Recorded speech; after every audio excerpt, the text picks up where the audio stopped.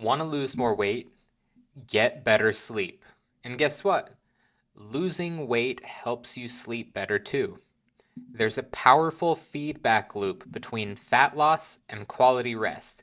And today, we're diving into the science of how your body transforms overnight, literally.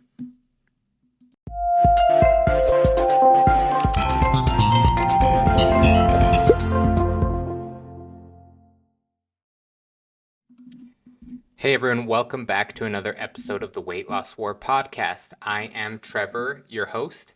As usual, we're going to start off with a quote. Today's is by Audrey Hepburn, who said, "Nothing is impossible. The word itself says, I'm possible." All right, let's jump right in. Today we're talking about the sleep weight loss cycle. And most people don't realize how deeply connected sleep and weight loss really are. Poor sleep impacts hunger, cravings, metabolism, even how much fat you burn. And on the flip side, when you start losing weight, your sleep can drastically improve. And this is what we're talking about, and this is why we call it the sleep weight loss cycle. One feeds the other, literally. But let's start with how weight loss helps sleep. We've talked about this before, so I'm not going to have this be a huge episode, but let's talk about it. Sleep apnea. Losing weight helps with sleep apnea because excess fat around the neck can restrict airways. Obviously, when you are losing weight, you will reduce these obstructions. The next is insomnia.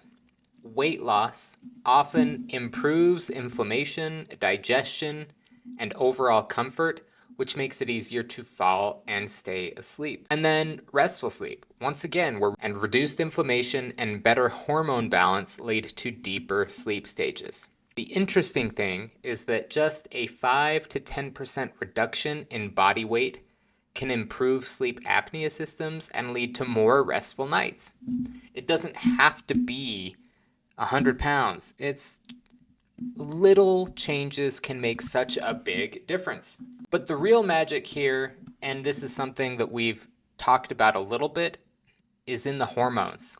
There are two hormones that I came across during my study, I guess. And the first one is called leptin. Now, I don't pretend to be an expert in all of these things. This is just my research based on 20 minutes on the internet. But leptin is a hormone that tells your brain you're full. But if we are having lower levels of sleep, poor quality of sleep, then our leptin levels will be lower. This is why I am horrible at this, because I type my notes that way. Lowers leptin levels. Oh goodness. You guys, sometimes I'm just a disaster. So if you're still listening after however many episodes, thank you. But the point is, poor sleep lowers your leptin levels. And then there's another one called ghrelin. Ghrelin. Ghrelin triggers hunger, and sleep deprivation spikes it. So less sleep is going to lead to more hunger, more cravings, and less ability to say no to junk food. So when you don't get enough sleep, your body is literally fighting your fat loss goals. So in order to do this, we need more sleep. We need to focus on it. Make sure that we're giving our body the rest that it needs. I've talked about this before. It's all about habits, fixing your habits, taking smaller steps that will lead to bigger changes, focusing on things that we can control, and sleep is one of them. We've gone over in the past plenty of tips on how to sleep or on what to do or why to give yourself more rest. But the point is, we all need it. We need between 7 and 9 hours of sleep per night in order to get optimal rest so that we can be healthy and improve the quality of our life. And this is something that is so important.